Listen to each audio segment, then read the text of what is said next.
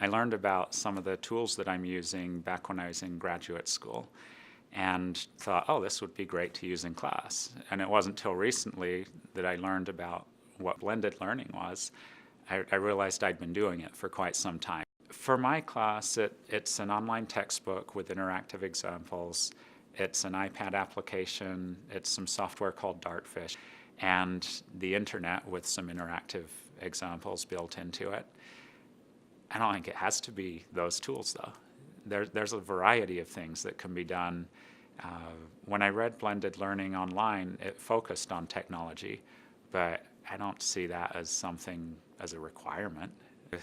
In preparation for class, they would do some reading in the book. We have that online, so we've integrated some videos and interactive examples that they can use in an online form of a textbook. That hopefully gives them the knowledge that they need. Then they'll come to class where I'll go through summarizing maybe some formulas and how one characteristic is interacting with another. We'll do a few examples. I think the students are understanding things better in their own way, because there are certain students that would just rather read a chapter of a book and they've got it and they understand it and they're fine. And there's some that are very visual. And when we're including video and analyzing the movements instead of the formulas, that'll connect with a lot of people much better than other approaches.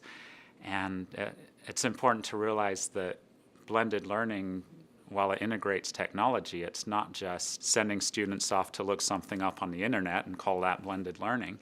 It's going after different learning styles to try to make it so that the principles the students need are grasped through a variety of methods.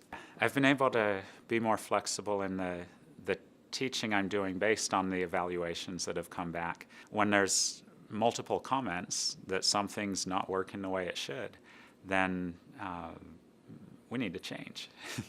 And those changes, I've seen a few cases where I've made some change in adding something or changing something I've been doing, and there's been a positive outcome from it.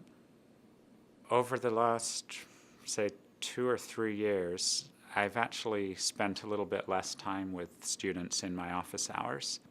I think with providing lots of different opportunities of ways to learn, there are less struggles with grasping the concepts. So I still have office hours and students still do come, but the time commitment of office hours has become a little less over the last few years. It's hard to pinpoint exactly why, but I think a piece of it is that they've got more opportunities to learn in different ways, and the concepts are being understood because of that. Each semester over the last 4 years, it's been about a 1% improvement on each of those test scores, which has allowed me to make the assignments throughout the semester a little more in-depth and challenging. So they're getting more out of the class, I think. The grades aren't changing much because they're scoring better on the tests but a little worse on the assignments. And the grades are about where they should be, I think, for our school. But in the end, they've left with a little bit greater knowledge.